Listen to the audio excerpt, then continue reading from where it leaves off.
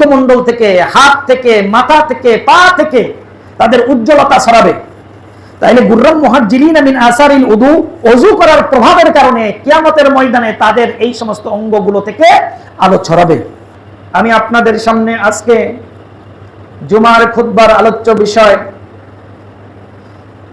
আলোচনা পেশ করব, সেটি হলো ওযুর ফজিলত এবং তা আদায়ের নিয়ম এবং কি কারণে তা ভঙ্গ হয়, এই বিষয়ের উপর কোরআন এবং সহিহ হাদিসের আলোকে আলোচনা পেশ করব। ওমা তৌফিক ইল্লা বিল্লাহ, আলাইহি তাওয়াক্কালতু ওয়া ইলাইহি উনীব। আমরা সকলেই জানি ওযু ব্যতীত সালাত আদায় হয় না। ওযুর মাধ্যমে পবিত্রতা অর্জন করে আল্লাহর সামনে দণ্ডায়মান হওয়ার নির্দেশ স্বয়ং আল্লাহ তাআলাই দিয়েছেন। এর ফজিলত, এর গুরুত্ব এবং ওযুর মাধ্যমে শারীরিক এবং মানসিক পবিত্রতা এবং কি কারণে ওযু ভেঙে যায়, এই বিষয়ের ওপরে কোরআন এবং হাদিসগুলোতে, সহিহ হাদিসগুলোতে উল্লেখ রয়েছে।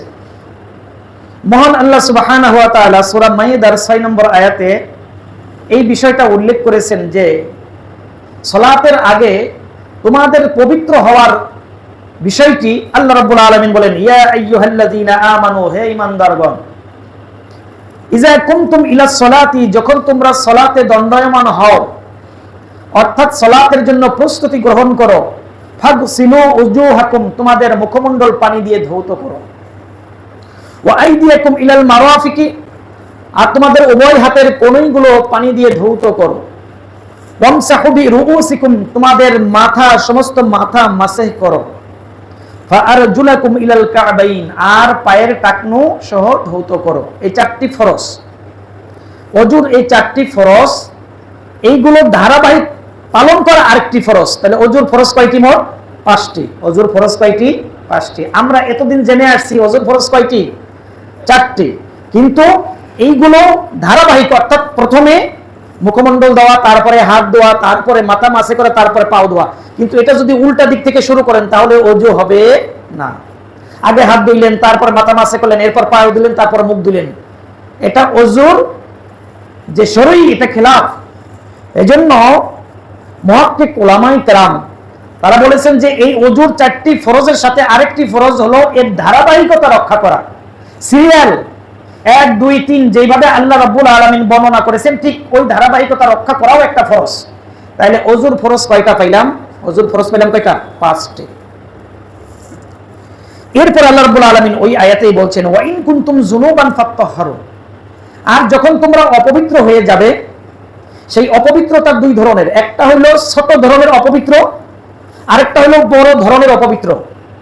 বড় ধরনের অপবিত্র হলো যেমন স্ত্রীর সাথে মিলিত হওয়া, তারপরে স্বপ্নদোষ হওয়া, এরপরে মহিলারা যখন আপনার হায়েজ, তাদের মাসিক হয় অথবা তাদের সন্তান প্রসব হয়, এটা হলো বড় ধরনের অপবিত্রতা।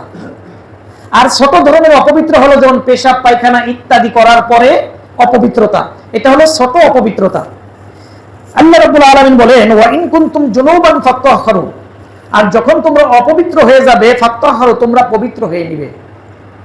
তাহলে বড় ধরনের অপবিত্রতা থেকে পবিত্র হওয়ার জন্য গোসল ফরজ, আর ছোট অপবিত্রতা থেকে পবিত্র হওয়ার জন্য ওযু ফরজ। তাহলে দুইটার জন্য আলাদা ক্যাটাগরি। সুতরাং এইভাবে তোমরা পবিত্র হয়ে আল্লাহর ইবাদত বন্দিগিরি তোমরা লিপ্ত হবে। ওয়া ইন কুনতুম মারদা, আর যদি তোমরা অসুস্থ হয়ে যাও, আও আলা সাফারিন, অথবা সফরে থাকো, আও জা আহাদুকুম মিনাল গায়তি, অথবা পেশাব পায়খানা ইত্যাদি থেকে যখন তোমরা বের হও, আও লামাসতুমুন নিসা, অথবা স্ত্রীর সাথে মিলিত হও, এইগুলো অপবিত্র এইরকম যদি হও, অথবা সফরে থাকো অথবা অসুস্থ থাকো, ঠিক এই অবস্থায় ফালাম তাজিদু মাআন, তোমরা যদি পানি না পাও, যদি পানি পাও তাহলে তো ওযু করবে, ওই পদ্ধতি আল্লাহ পাক শিখাই দিলেন। কিন্তু এই ধরনের অবস্থার যদি সিচুয়েশন তোমাদের তৈরি হয়, আর এই অবস্থায় তোমাদের কাছে যদি পানি না থাকে, ফাতায়াম্মামু, তাহলে তোমরা তায়াম্মুম করবে। ওযুর বিধানের সাথে সাথে আল্লাহ রাব্বুল আলামিন তায়াম্মুমের বিধানটাও দিয়ে দিয়েছেন। সঈদান তাইয়িবান, পবিত্র মাটি দিয়ে, মাটিটা যেন পবিত্র হয়। পবিত্র মানে হলো এই যে ক্ষেতের যে মাটি, এগুলো সবই পবিত্র। যদি মাটির সাথে মল মূত্র ইত্যাদি না লেগে থাকে, তাহলে পৃথিবীর সমস্ত মাটি বালি কি পবিত্র? পৃথিবীর সমস্ত মাটি বালি কি পবিত্র? এই যে ওয়ালটা দেখতেছেন, এই ওয়ালটা কিন্তু পবিত্র। এই ওয়ালটার সাথে যে ধুলাবালি মিশে থাকে, এখানেও হাত দিয়ে আপনি তায়াম্মুম করতে পারবেন। এটা পবিত্র, মাটি পবিত্র, বালি পবিত্র। যদি স্পষ্ট করে বোঝা না যায় যে এখানে কি আছে, মল মূত্র ইত্যাদি লেগে আছে, ততক্ষণ ওটা কি পবিত্র মাটি। তাহলে তোমরা কি করবে? সাঈদান তাইয়িবান, পবিত্র মাটি তোমরা ব্যবহার করবে। ফামসাহু উজুহিকুম, পবিত্র মাটিতে হাত লাগিয়ে এরপর তোমরা তোমাদের মুখমণ্ডল মাসাহি করবে। যদি পানি না পাওয়া যায়, এখন ইবাদত করা লাগবে, তাহলে তোমরা তায়াম্মুমের ক্ষেত্রে পবিত্র মাটিতে হাত মেরে প্রথম কি কাজ করবে? তোমাদের মুখমণ্ডল কি করবে? মাসাহি করবে। ওয়া আইদিয়াকুম মিনহু, আর তোমাদের হাত মাসাহি করবে। তাহলে তায়াম্মুমের ফরজ হলো কয়টি? এখানে দুইটি, সাথে আরেকটি আছে নিয়ত করা। তায়াম্মুমের জন্য অন্তরে নিয়ত থাকতে হবে, অন্তরে নিয়ত করা ফরজ। এটা ওযুর ক্ষেত্রে হোক, তায়াম্মুমের ক্ষেত্রে হোক, সালাতের ক্ষেত্রে হোক, প্রত্যেকটা ভালো কাজে নিয়ত করা হলো প্রথম ফরজ। এই নিয়তটা করতে হবে কি মুখে না অন্তরে? এই অন্তরে নিয়ত করা, এটা ফরজ সমস্ত ভালো কাজের ক্ষেত্রে। নিয়ত যদি আপনি না করেন, নিয়ত যদি ভালো কাজের না থাকে, এইটা যতই ভালো কাজ হোক, ওই ভালো কাজ আল্লাহর কাছে গৃহীত হবে না। এজন্য অন্তরে নিয়ত থাকতে হবে, আমি এখন পবিত্র হচ্ছি পবিত্র মাটি দিয়ে। এরপর পবিত্র মাটির উপর হাত মেরে মুখমণ্ডল মাসাহি করা এবং হাত মাসাহি করা। এই হলো আল্লাহ রাব্বুল আলামিনের পক্ষ থেকে ইমানদার বান্দাদের ইবাদত করার পূর্ব শর্ত আল্লাহ পাক বলে দিয়েছেন। এবার আসেন ওযুর ফজিলত। আমরা যে ওযু করি, পানি দিয়ে হাত ধুইলাম, মুখ ধুইলাম, পা ধুইলাম, মাথা মাসাহি করলাম, এই যে করে আসলাম, এখান থেকে আমরা কি লাভবান হতে পারলাম দুনিয়া এবং আখিরাতের জন্য? আবু হুরায়রা রাদিয়াল্লাহু তাআলা আনহু থেকে বর্ণিত হাদিস, রাসূলুল্লাহ সাল্লাল্লাহু আলাইহি ওয়াসাল্লাম বলেছেন, ইন্না উম্মতি ইউদআউনা ইয়াউমাল কিয়ামাহ, নিশ্চয় কিয়ামতের ময়দানে আমার উম্মতদেরকে ডাকা হবে। গুররাম মুহাজ্জিলিনা মিন আসারিল উদু, তাদেরকে ডাকা হবে যে তারা যে ওযু করেছিল দুনিয়ায়, এই ওযুর স্থানগুলো কিয়ামতের ময়দানে চকমক করতে থাকবে, উজ্জ্বল প্রদীপের মতো আলো ঝকমক করতে থাকবে। এই ঝকমকযুক্ত মুমিনদেরকে ওযুর প্রভাবের কারণে তাদেরকে আল্লাহ রাব্বুল আলামিন বেছে বেছে ডাক দিবেন। এখন যারা নামাজও পড়ে নাই, ওযুও করে নাই, ওদেরকে উজ্জ্বল হবে? ওরা অন্ধকারের মধ্যেই থাকবে। কারণ কিয়ামতের ময়দানটা হবে অন্ধকার। কিয়ামতের ময়দানটা কি হবে? অন্ধকার। সেখান থেকে শুধুমাত্র দুনিয়ায় যারা ওযু করেছে, তাদের কাছ থেকে, মুখমণ্ডল থেকে, হাত থেকে, মাথা থেকে, পা থেকে তাদের উজ্জ্বলতা ছড়াবে। তাইলে গুররাম মুহাজ্জিলিনা মিন আসারিল উদু, ওযু করার প্রভাবের কারণে কিয়ামতের ময়দানে তাদের এই সমস্ত অঙ্গগুলো থেকে আলো ছড়াবে। ফামান ইসতাতাআ মিনকুম আইয়ুতিলা গুররান ফালিয়াফআল। এরপর আল্লাহ রাসূল বললেন, তোমাদের যে চায় যে তাদের কিয়ামতের ময়দানে তাদের উজ্জ্বলতা প্রকাশ পাক, তাদের উজ্জ্বল প্রভাব বেশি হোক কিয়ামতের ময়দানে, যারা চায় তারা যেন সুন্দর করে ভালো করে ওযু করে। বলেন সুবহানাল্লাহ। হাদিসটি মুত্তাফাকুন আলাইহি, হাদিসটি বুখারী মুসলিমের কিতাবুল উযু এই হাদিসের ভিতরেই রয়েছে। তাহলে কিয়ামতের ময়দানে আমাদের উজ্জ্বলতা বেশি হোক, এটা কি আমরা চাই না? সুতরাং সামনে শীতকাল আসতেছে, এই শীতকালে ওযু কোন রকম যেন তেন ভাবে যেন না হয়, পরিষ্কার ভাবে উত্তম ভাবে যেন ওযুটা আমরা করতে পারি। আল্লাহ রাব্বুল আলামিন আমাদের সেই তৌফিক দান করুন, বলুন আল্লাহুম্মা আমিন। সুতরাং ভাইয়েরা আমার, এই ওযুর পানির ফোঁটার সাথে গুনাহগুলো ঝরে যায়। কিভাবে ঝরে যায়? উসমান রাদিয়াল্লাহু তাআলা আনহু থেকে বর্ণিত হাদিস, রাসূলুল্লাহ সাল্লাল্লাহু আলাইহি ওয়াসাল্লাম বলেছেন, মান তাওয়াদ্দা ফাহসানাল উদুআ, তোমাদের মধ্যে যেই ব্যক্তি ওযু করলো এবং উত্তম রূপে ওযু করলো, ফারাজাত খতায়া মিন জাসাদিহি, তাহলে তার সমস্ত শরীর থেকে আল্লাহ রাব্বুল আলামিন যাবতীয় অন্যায়, অপরাধ, ভুল ত্রুটি বের করে দিবেন। সুবহানাল্লাহ।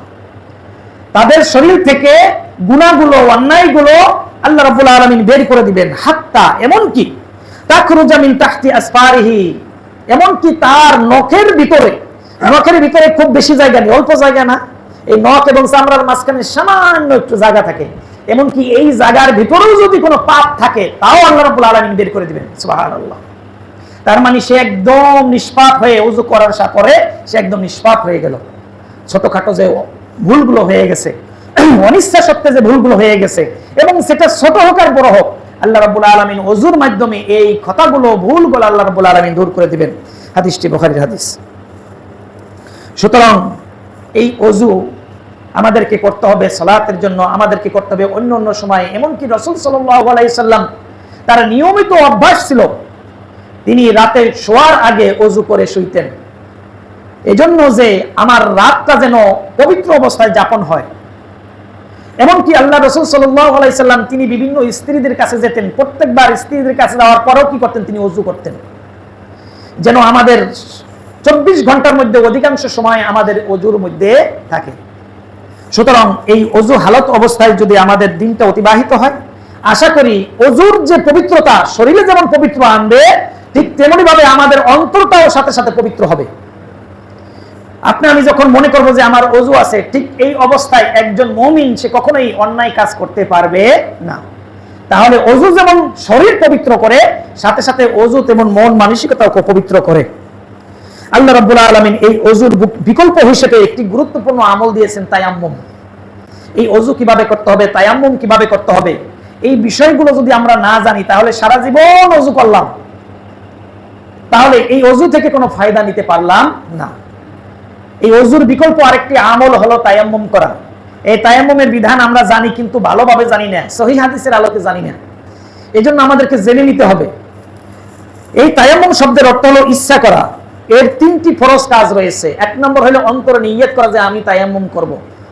2 নম্বর হলো মুখমণ্ডল মাসাহ করা। 3 নম্বর হলো হাতের কবজি মাসাহ করা। এই বিধানটা আমাদের জানা দরকার আছে না? জানা দরকার আছে। এটা আল্লাহর পক্ষ থেকে উম্মত মুহাম্মাদের জন্য বিশেষ অনুগ্রহ। কারণ হলো এই, হুযায়ফা রাদিয়াল্লাহু তাআলা আনহু থেকে বর্ণিত, রাসূলুল্লাহ সাল্লাল্লাহু আলাইহি ওয়াসাল্লাম বলেছেন, ফুদ্দিলনা আলান নাসি বিসালাসিন, যে পৃথিবীর সমস্ত মানুষের মধ্যে থেকে আমার উম্মতকে 3টি বিষয় স্পেশাল মর্যাদা দিয়েছেন। কে বলেন?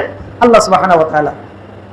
ইহুদি, খ্রিস্টান, হিন্দু হোক, যত আসমানি কিতাবের ধারক বাহক হোক, সমস্ত মানুষের মধ্যে উম্মতি মুহাম্মাদিকে আল্লাহ রাব্বুল আলামিন 3টি স্পেশাল মর্যাদা দিয়েছেন। এটা অন্য কোন উম্মতকে দেন নাই।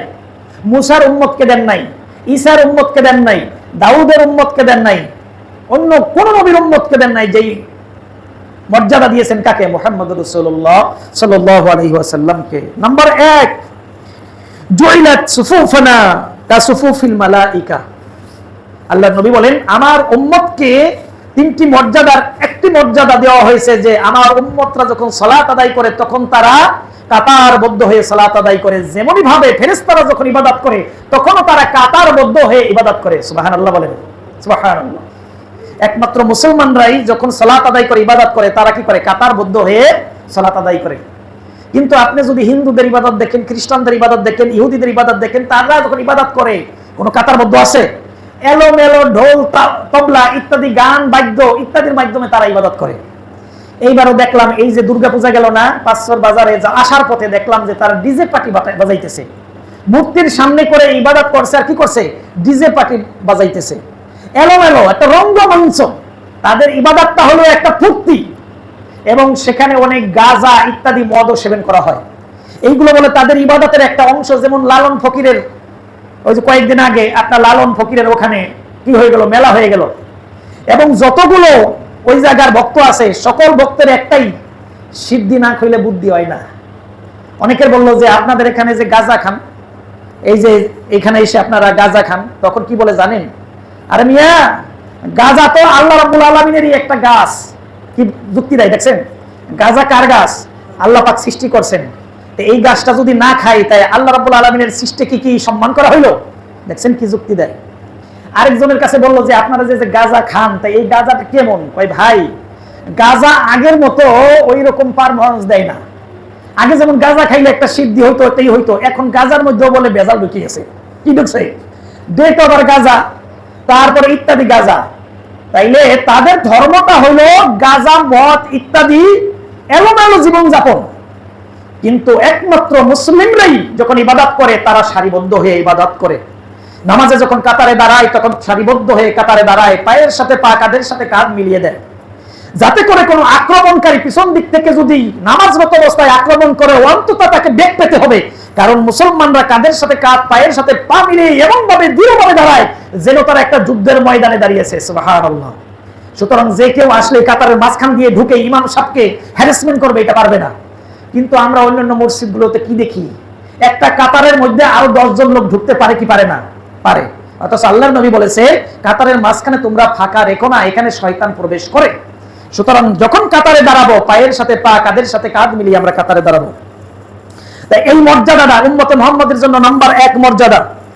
2 নম্বর মর্যাদা হলো জুইলাত লানাল আরদু কুল্লুহা মাসজিদান, যে সমস্ত জমিনটাকে আল্লাহ রাব্বুল আলামিন মসজিদ করে বানিয়েছেন, পৃথিবীর কোথাও সেজদা দেওয়া যাবে না এইরকম কথা বলা যাবে না।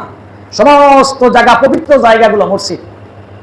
হিন্দুরা তাদের মন্দির ছাড়া কিন্তু ইবাদত করার সুযোগ নাই, খ্রিস্টানরা তাদের উপাসনালয় ছাড়া ইবাদত করার সুযোগ নাই, তারপরে বৌদ্ধরা তাদের প্যাগোডা ছাড়া ইবাদত করার সুযোগ নাই।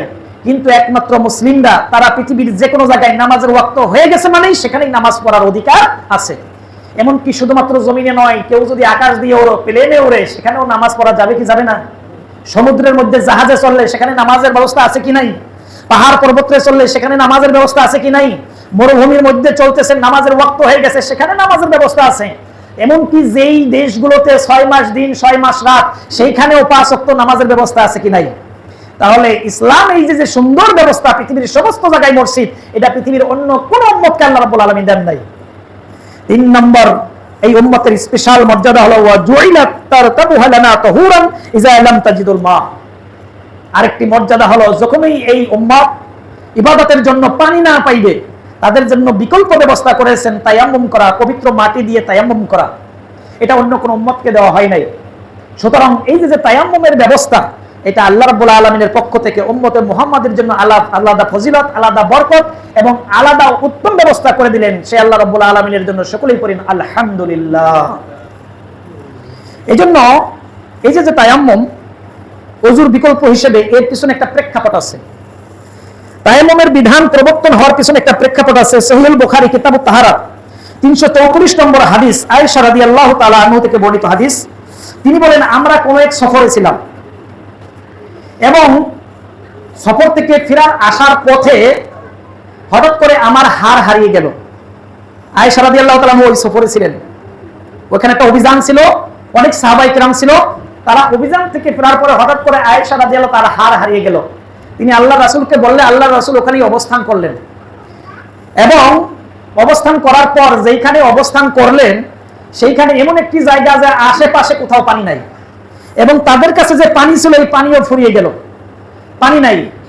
রাত্রিবেলা, এখন অনেকেই তো ওযুরও প্রয়োজন হলো, গোসলেরও প্রয়োজন হলো। এমন সময় আবু বকর রাদিয়াল্লাহু তাআলা আনহুর তাবুতে অনেকে গিয়ে বললেন, হে আবু বকর, তুমি কি জানো তোমার মেয়ের কারণে, তোমার কন্যার কারণে আজকে আমরা এমন বিপদে পড়েছি যে এই এলাকায় তো পানি নাই, দূরবর্তী এলাকায়ও পানি নাই। এখন ফজরের সময় আমাদের অনেকের গোসলের প্রয়োজন হবে, ওযুর প্রয়োজন হবে। তোমার মেয়ে আমাদেরকে বিপদে ফেলে দিল, কারণ সেই কি করছে, এই জায়গায় অবস্থান করিয়েছে, তার হার হারিয়ে গেছে।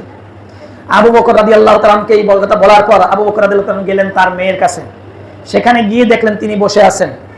সেখানে গিয়ে মেয়েকে খুব ধমকালেন, তোমার কারণে আজকে এই অভিযান থেমে গেছে, তোমার গলায় হার হারিয়ে গেছে, এখানে অবস্থান করছো। আয়েশা বলেন যে আমার বাবা আমাকে যা ইচ্ছা তাই বললেন, এমনকি আমার কোমরে পর্যন্ত আমাকে আঘাত করলেন, আমার পিঠের উপর আঘাত করলেন, কিন্তু আমি নড়াচড়া করতে পারছি না, এই জন্য যে আমার ওর উপরে রাসূল সাল্লাল্লাহু আলাইহি সাল্লামের মাথা ছিল, তিনি ঘুমিয়েছিলেন। বলেন সুবহানাল্লাহ। আল্লাহ রাসূলের মাথা আয়েশা রাদিয়াল্লাহু তাআলা আনহুর উরের উপরে ছিলেন, তিনি ঘুমাচ্ছিলেন, আমি নড়াচড়া করতে পারছিলাম না। সকালে ফজর হয়ে গেল, ঠিক এই সময় আল্লাহ রাসূলের ঘুম ভেঙে গেল। সাহাবায়ে কেরাম বলল, ইয়া রাসূলুল্লাহ, আমাদের কোনো পানি নাই, খাবার পানি নাই, ওযুর তো দূরের কথা, আশেপাশেও পানি নাই। আল্লাহ রাসূল কিছুক্ষণ নীরবতা পালন করলেন। হঠাৎ করে এই আয়াত নাজিল হয়ে গেল, ওয়া ইন কুনতুম মারাদা আও আলা সাফারিন আও জাআ আহাদুন, তোমরা যখন অসুস্থ হয়ে যাও অথবা সফরে থাকো অথবা তোমরা কোনো পেশাব পায়খানা এইরকম হয় অথবা তোমাদের স্ত্রী প্রয়োজন হয়, এইরকম অবস্থায় যদি তোমরা পানি না পাও, ফাতায়াম্মামু, তোমরা তায়াম্মুম করো, সাঈদান তাইয়িবান, পবিত্র মাটি দিয়ে, পবিত্র মাটি দিয়ে তোমরা তায়াম্মুম করো। এই তায়াম্মুমের বিধান কি হয়ে গেল, নাজিল হয়ে গেল। কারণ ওই আয়েশা রাদিয়াল্লাহু তাআলা আনহা ওই রকম অবস্থায় হারটা যদি না হারাইতো তাহলে কিন্তু এই তায়াম্মুমের বিধান নাজিল হইতো না। তাহলে আমাদের দেশে মনে করেন অনেক সময় প্রচন্ড শীত, এরকম শীত আপনি পানি ব্যবহার করতে পারছেন না, পানি ব্যবহার করতে গেলে আপনার রোগ বেড়ে যাবে, এই ক্ষেত্রে পানি ব্যবহার করতে, কিন্তু নামাজ পড়তে হবে কি হবে না, এই ক্ষেত্রে কি করতে হবে, তায়াম্মুম করতে হবে। এমনকি গোসল ফরজ হয়ে গেছে, গোসল ফরজ হয়ে গেছে, কনকনে শীত, আপনি অসুস্থ, পানি ব্যবহার করলেই হয়ে যাবে, আপনি ওই অবস্থায় তায়াম্মুম করে আপনি নামাজ পড়তে পারবেন। এই তায়াম্মুম করে নামাজ পড়া এটা শুধুমাত্র ওযু ছুটে গেলে না, গোসল ফরজ হলেও আপনি এটা পারবেন। সুতরাং এই যে তায়াম্মুমের বিধানটা, এটা আল্লাহ রাব্বুল আলামিন দিয়েছেন উম্মতে মুহাম্মাদীর জন্য সহজ করার জন্য। যারাই আসতেছেন দুখুলুল মসজিদে 2 রাকাত নামাজ পড়ে বসেন, নতুন আসতেছেন দুখুলুল মসজিদে নামাজ পড়ে বসেন। তায়াম্মুমে মুখমণ্ডল হাত মাসাহ করার নিয়ম সহিহুল বুখারী 338 নম্বর হাদিস। আম্মার ইবনে ইয়াসার লি ওমর ইবনুল খাত্তাব, আম্মার ইবনে ইয়াসার রাদিয়াল্লাহু তাআলা আনহু তিনি ওমর ইবনুল খাত্তাব রাদিয়াল্লাহু তাআলা আনহুকে জিজ্ঞেস করলেন যে আম্মা তাযকুরু আনা ওয়া কুননা ফি সাফারিন, হে ওমর আমিরুল মুমিনিন, আপনি এবং আমি কোন একটা সফরে একসাথে ছিলাম, আনা ওয়া আনতা, এবং আপনি এবং আমি উভয় অবস্থায় কি ছিলাম, আমাদের ওযু ছিল না, আমাদের কি ছিল না, ওযু ছিল না। তা আম্মা আনতা ফালাম তুসাল্লি, কিন্তু ওযু না থাকার কারণে, পানি না থাকার কারণে আমরা যেহেতু অপবিত্র ছিলাম, আপনি নামাজ পড়েন নাই।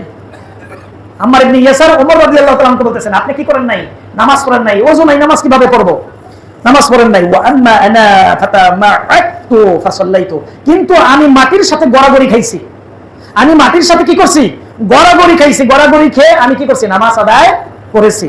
ফাযাকারতু নবী সাল্লাল্লাহু আলাইহি সাল্লাম, এই যে দুইটা ঘটনা ঘটলো আম্মার এবং ওমর রাদিয়াল্লাহু তাআলা আনহুর সাথে, এটা কাকে বললেন, নবী করিম সাল্লাল্লাহু আলাইহি সাল্লামকে গিয়ে বললেন হে আল্লাহর রাসূল, আমরা তো এই ঘটনা আমাদের ঘটছে, ওমর নামাজ পড়ে নাই, আমি পড়ছি, কারণ ওমর এবং আমরা দুজনেই অপবিত্র ছিলাম। ফাকালান নবী সাল্লাল্লাহু আলাইহি সাল্লাম, নবী করিম সাল্লাল্লাহু আলাইহি সাল্লাম বললেন ইন্নামা কানা ইয়াকফিকা হাকাযা, হে আম্মার তোমার জন্য তো শুধুমাত্র এতটুকু যথেষ্ট ছিল, তুমি আবার মাটির মধ্যে গড়াগড়ি খাইতে গেছো কে? কারণ আম্মারের এই তায়াম্মুমের যে পদ্ধতি এটা তার জানা ছিল না, কারণ কোরআনে কি আছে, পবিত্র মাটি দিয়ে কি করো, মাসাহ করো, কিন্তু পদ্ধতিটা তার জানা ছিল না, এজন্য একেবারে ডাইরেক্ট সে শুইয়া গড়াগড়ি খাইছে। ফাদারাবান নবী সাল্লাল্লাহু আলাইহি ওয়াসাল্লাম, এরপর আল্লাহর নবী বললেন যে তুমি এতটুকুই করবে, কতটুকু, বিকাফাইহিল আরদি, তুমি মাটিতে হাত মারবে, এইভাবে তুমি মাটিতে 2 হাত মারবে, মারার পরে নাফাকা ফিহিমা, এরপর তুমি হাতে একটু ফু দিবে, হাতে করে কি করবে, একটু ফু দিবে, কারণ হাতে অতিরিক্ত ধুলাবালি মাখা তো সত্য না, এখানে আপনার নিয়ত যেহেতু আছে তায়াম্মুম, এটা ফু দিবে, ফু দিয়ে কি করবে, সুম্মা মাসাহা বিহিমা ওয়াজহাহু, এরপর তোমার মুখমণ্ডলে এমনি মাসাহ করবে, এখান থেকে একেবারে চুলের গোড়া থেকে একেবারে থুতনি পর্যন্ত একবার মাসাহ করবে। মাসাহ করার পরে ওই হাত দিয়েই, নতুন করে আবার লাগানো দরকার নাই, ওই হাত দিয়েই কি করবে, ওয়া কাফাইহি, তোমার এই হাতের কফ গুলো মাসাহ করবে। এটাকে কি বলে, কফ বলে, হাতের কফ হয় না, এই হাতের পায়জামার জামার এগুলো কফ হয় না, কবজি বা কফ, এই হাতের কবজি পর্যন্ত কি করবে, তোমরা মাসাহ করবে। এখানে স্পষ্ট করে আল্লাহ রাসূল একেবারে প্র্যাকটিক্যাল দেখাই দিলে তোমরা মুখমণ্ডল মাসাহ করবে এবং হাতের কবজি পর্যন্ত মাসাহ করবে। কিন্তু আমাদের দেশে এই তায়াম্মুমের পদ্ধতিটা অন্যরকম না, ছোটবেলায় কি শিখছেন, মুখ মাসাহ সেটা তো আছেই, আবার বাম হাত দিয়ে আমাদের দেখাইছে আমাকে মিয়া সাহেবরা, এই দিক থেকে এই পর্যন্ত, এই দিক থেকে এই পর্যন্ত, এই দিক থেকে এই পর্যন্ত, এই দিক থেকে এই পর্যন্ত, এটা দেখাইছেনি। কেন দেখাইলো, কারণ ওযুর উপর কিয়াস করছে তারা, ওযুতে হাত ধোয়া লাগে না, তাই ওযুতে হাত ধুই এই পর্যন্ত ধুই না, ওযুর উপর এটা তারা কিয়াস করছে। আর কোরআনে বলা হয়েছে তোমরা তোমাদের হাত ধৌত করো, তাহলে হাতের কথা আছে কোরআনে, আমরা হাত ধুবো, ঠিক না, এটা কিয়াস, এটা যুক্তি, কিয়াস মানে কি, যুক্তি, কিন্তু স্পষ্ট যেখানে কোরআন এবং হাদিস থাকবে সেখানে যুক্তিতে কাজ হবে, যুক্তির কোনো প্রয়োজন আছে, যুক্তির কোনো প্রয়োজন নেই। সুতরাং তায়াম্মুমে এই পর্যন্ত মাসাহ করতে হবে, এটা কখনোই জরুরি নয়। আল্লাহর রাসূল পরিষ্কারভাবে দেখাই দিলেন, কি করলেন, তোমরা মুখমণ্ডল মাসাহ করো, তোমাদের এই হাতের এই কবজি পর্যন্ত মাসাহ করবে, কারণ তায়াম্মুম হলো ওযুর বিকল্প, এখানটা সহজ করা হয়েছে উম্মতের জন্য। সুতরাং আপনি আবার এটাকে এত কঠিন করলেন কেন, আল্লাহর রাসূল দিনকে করলেন সহজ, আর আপনি আমি ওটাকে কি করলাম, কঠিন করে দিলাম, আবার এখান থেকে এই পর্যন্ত, এখান থেকে এই পর্যন্ত, এটা নয়। এইরকম সহিহ হাদিস আছে 10টি, কয়টি, 10টি সহিহ হাদিস আছে। ইমাম বুখারী 5টি হাদিস আছে যে তোমরা এইভাবে হাতের কবজি পর্যন্ত মাসাহ করো, কারণ কোরআনে যে হাতের কথা বলা হয়েছে, হাতের কিন্তু 3টা অংশ, তেনোটাকেই হাত বলা হয়, এটাকেও হাত বলে, এটাও হাত বলা হয়, এটাকেও হাত বলে, ঠিক না, এটাও এটাকেই, কোরআনে হাত তেনোটাকেই হাত বলা হয়েছে, কিন্তু হাদিসে এটাকে স্পেশাল ভাবে আলাদা করে বলে দেওয়া হয়েছে। তাহলে তায়াম্মুমের বিধানটা কি আপনারা বুঝলেন, পদ্ধতিটা বুঝছেন তো? তাহলে ইনশাআল্লাহ তায়াম্মুম যখনই প্রয়োজন পড়ে, অতি বিদ্ধ হয়ে গেছে, এখন আর ওযু করার মতো সুযোগ নাই তার, তার বিছানার কাছেই একটা পবিত্র মাটি এইরকম ভাবে রেখে দিবেন, আস্তে করে তাকে শিখাই দিবেন। অনেকের ক্ষেত্রে দেখা যায় পুরোপুরি মেন্টাল না, কিছুটা বুঝে, নামাজ রোজা বুঝে, কিন্তু ওযু করতে পারে না, ওযু করার তার স্মরণে থাকে না, এই ক্ষেত্রেও তাকে তায়াম্মুম করা যাবে। অথবা সফরে গেছেন, পানির কোনো ব্যবস্থা নাই। আর আজকের এই যুগে আপনার পানি, আলহামদুলিল্লাহ, পানির কোনো অভাব নাই, যেখানেই যাবেন পানি। এমনকি মরুভূমির মধ্যে, যেই আরব দেশে আল্লাহ রসুলের সময় তায়াম্মুমের বিধান ছিল, সেই সময় পানির অভাব ছিল। আজকে সৌদি আরব আল্লাহর রহমতে হাজিদের জন্য, উমরাকারীদের জন্য সৌদি আরব, সেখানে এমন কোন জায়গায় নাই মরুভূমি যেখানে সালাত হয় সেখানে পানি আছে কি নাই বলে পানির ব্যবস্থা করে দিয়েছেন, কোনো হাজি সাহেবের জন্য কষ্ট না হয়। এবং এত সুন্দর পানি, এই পানি একেবারে গরম পানি নয়, গরমের দিনে ঠান্ডা পানি, ঠান্ডার দিনে গরম পানি, এইরকম ব্যবস্থা করে দিচ্ছে না। সুতরাং পানি যেহেতু পর্যাপ্ত আছে, সুতরাং ওযু করা হলো সর্বশ্রেষ্ঠ আমল। পানির বিকল্প হিসেবে তায়াম্মুম করা যাবে। আল্লাহ রাব্বুল আলামিন আমাদেরকে এইভাবে আল্লাহর বিধানগুলো পালন করার তৌফিক দান করুন, সবাই বলুন আমিন। এবার 2-3টা প্রশ্ন রয়েছে এবং এই প্রশ্নগুলোর উত্তরগুলো আমাদের জানা দরকার, কারণ অনেক সময় আমরা মাসলা সঠিকভাবে না জানার কারণে ভুল পদ্ধতিতে আমল করি।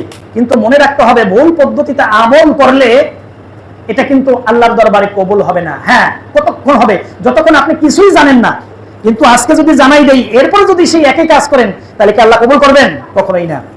1 নম্বর প্রশ্ন হলো, ওযুতে ঘাড় মাসের বিধান কি? ওযুতে ঘাড় মাসে করে না, মাথা মাসের পর আবার কি করে? এইভাবে একটা সের মুসি, আমাদের আগের যুগে কইতো কি মুসি? সের মুসি। সের মানে ঘাড়কে সের বলা হইতো। সের মুসি বাবা ঘাড়। এই ঘাড় মাসের ব্যাপারে সহিহ হাদিসে কোনো দলিল পাওয়া যায় না।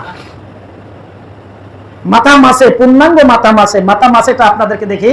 নতুন করে পানি নিলেন, পানি নিয়ে আস্তে করে প্রথম এই সামনের চুলের নাসিয়া থেকে, প্রথম দিক থেকে একেবারে পিছন দিকে নিয়ে যাবেন, পিছন দিক থেকে নিয়ে আবার সামনের দিকে নিয়ে আসবেন। বাস কয়বার হলো? দুইবার। হ্যাঁ, দুইটারই একবার। পিছন দিকে নিয়ে যাওয়ার পর সামনের দিকে নিয়ে আসার পর এরপর এই শাহাদাত আঙ্গুল থাকে কিনা, এই শাহাদাত আঙ্গুল দিয়ে কানের ভিতরে যে এই ঘুরালো পেছালো জায়গা আছে, এই পেছালো জায়গাগুলোকে মাসাই করবেন। এটা কিন্তু ধুইবেন না, আবার নতুন করে পানি নিলে না আবার ধুইবেন না, প্রয়োজন নাই। এটা শুধু মাসাই করা। পানি নেওয়ার পর বৃদ্ধা আঙ্গুল দিয়ে কানের নিচে, এই যে কানের নিচে, ওই কানের নিচে গাই ওটা ঘাড়ের নিচে চলে আসছে। কথা বলছেন? কি হয়ে গেছে?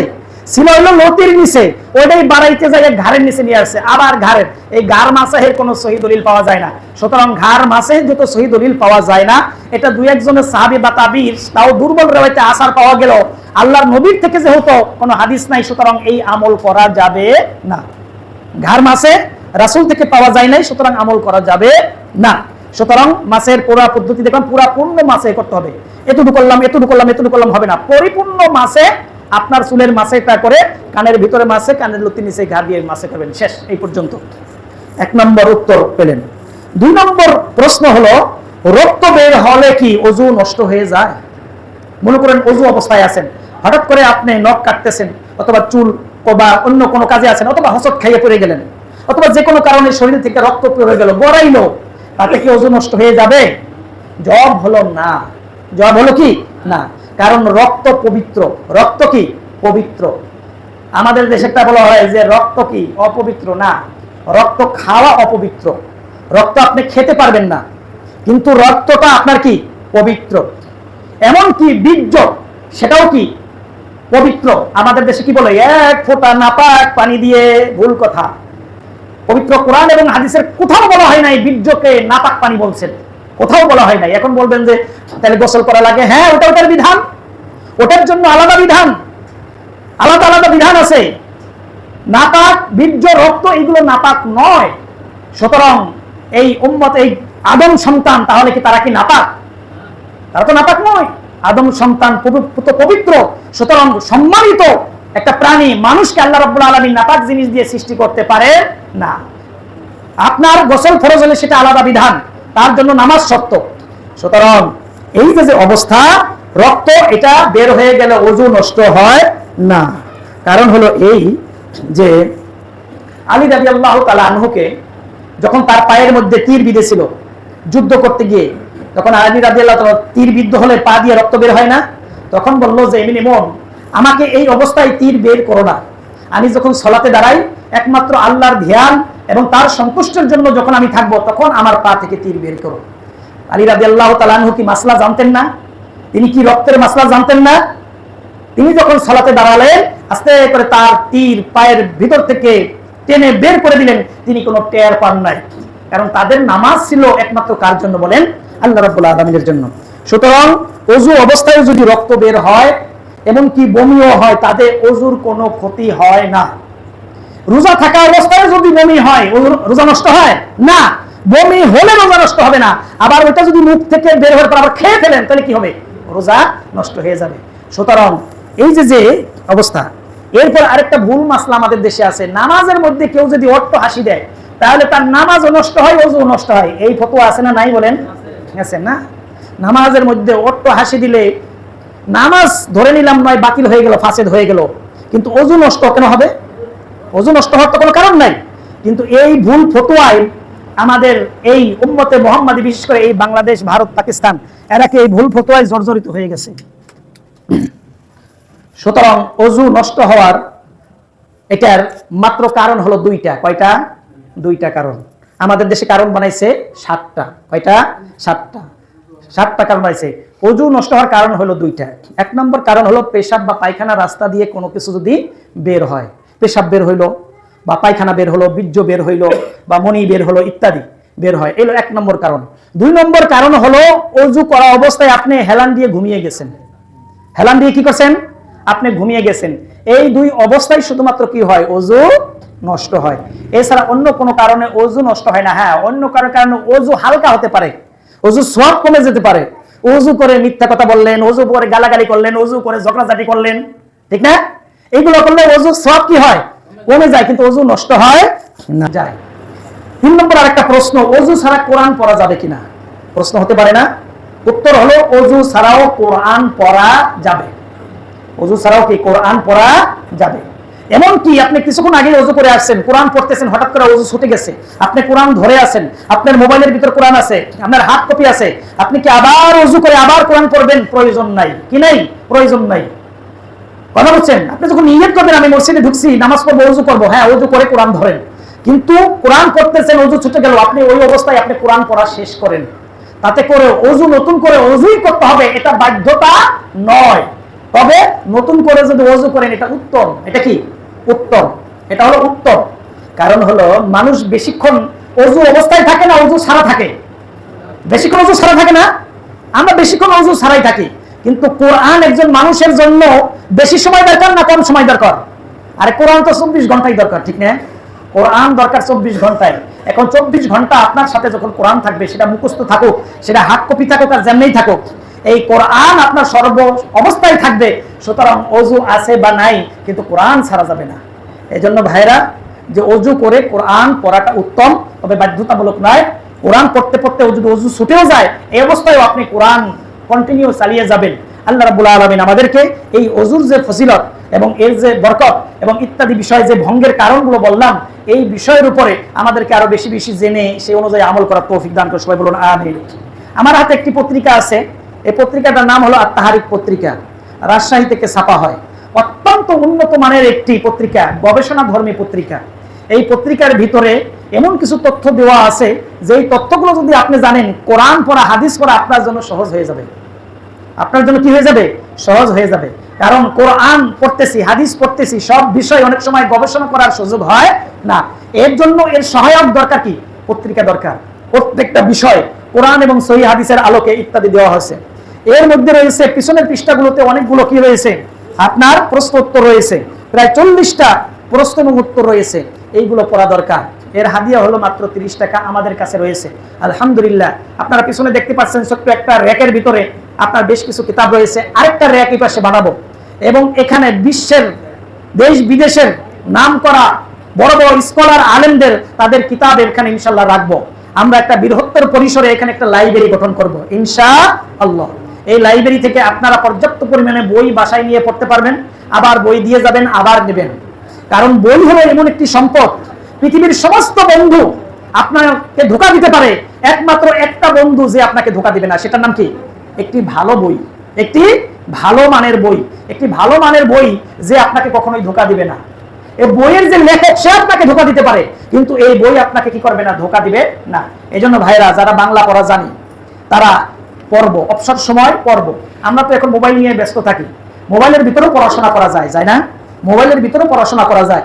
সুতরাং আমরা এই পড়া চালিয়ে দেব। অনেকে বলবেন আমি তো বাংলাই পড়তে পারি না। আপনি পড়তে পারেন না, কিন্তু আপনার ছেলে পড়তে যদি পারে তাকে বলেন যে এটা করে শোনাও। আপনার বৌমা পড়তে পারে, পাড়া প্রতিবেশী পড়তে পারে। অর্থাৎ পড়ার বিকল্প নাই, পড়তে হবে। কারণ হলো এই, আপনি যত ইবাদত করেন সব ইবাদতেই আপনার মনোযোগ ওই ইবাদতে কিন্তু থাকে না। আপনি বুকে হাত দিয়ে বলতে পারবেন এই যে জুমার নামাজে 2 রাকাত নামাজ পড়বেন, এই 2 রাকাত নামাজের ভিতরে আপনার মনটা কতবার বাইরে গেছে? এই নামাজের ভিতরে যে 5 মিনিট 6 মিনিট এই যে টাইম থাকে 2 রাকাত নামাজ পড়তে 7 মিনিট, এই 7 মিনিটে কি আপনার মনটা নামাজের মধ্যে 7 মিনিটই ছিল? ছিল না। আমার মনে হয় 1 মিনিট 2 মিনিট ছিল, বাকি টাইমটা পাগলা ঘোড়ার মতো খালি ছুটছে কিনা?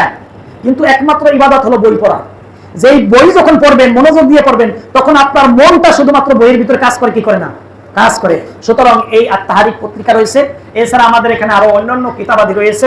আলহামদুলিল্লাহ আমরা 6টা বিশুদ্ধ কিতাব, 6টা প্রসিদ্ধ কিতাব আমরা এখানে আনবো ইনশাআল্লাহ। কোরআনের 2-3টা তাফসীর আনবো। এই জন্য আপনাদের সহযোগিতা চাই। এই ক্ষেত্রে আপনাদের পক্ষ থেকে কোনো ভাই যদি পারেন যে এমনি হুজুর আপনি এতগুলো কিতাব কিনবেন, এতগুলো বই কিনবেন, আমি 50টা টাকা দান করব, ইনশাআল্লাহ ওই দানটা আমাদের এখানে রশিদ বই আছে, লিখে যাবেন, ওই বাবদ ওই টাকাটা ওইভাবে রেখে দিব। ইনশাআল্লাহ আমরা এখানে বড় সড় একটা লাইব্রেরি করার পরিকল্পনা করব। আল্লাহ রাব্বুল আলামিন আপনাদের সকলের দানকে কবুল করুন, সবাই বলুন আমিন। সুতরাং আমরা ইনশাআল্লাহ এইভাবে আল্লাহ রাব্বুল আলামিনের ইবাদত বন্দেগী করব, যাতে করে আল্লাহ রাব্বুল আলামিন আমাদেরকে দুনিয়ায় যেই কয়দিন রেখেছেন আল্লাহর সহিভাবে আল্লাহর ইবাদত করতে পারি, কোরআন এবং সুন্নাহ ভিত্তিক জীবন যাপন করতে পারি। আমি, আমার পরিবার, আমার সমাজ এবং রাষ্ট্রে জীবনের সকল ক্ষেত্রে যেন আপনার আমার পদচারণা থাকে। আলহামদুলিল্লাহ, আপনার আমার যে দান, এটা উম্মতে মুহাম্মাদের কত কাজে লাগে। যার ভাই টাকা পয়সা বেশি আছে সে দান করবেন, এবং যার কম আছে সে কম দান করবেন। আল্লাহ রাব্বুল আলামিন সকলের দানকে কবুল করুন, বলুন আমিন। আকুলু কওলি হাযা আস্তাগফিরুহু ইন্নাহু হুয়াল গফুরুর রহিম।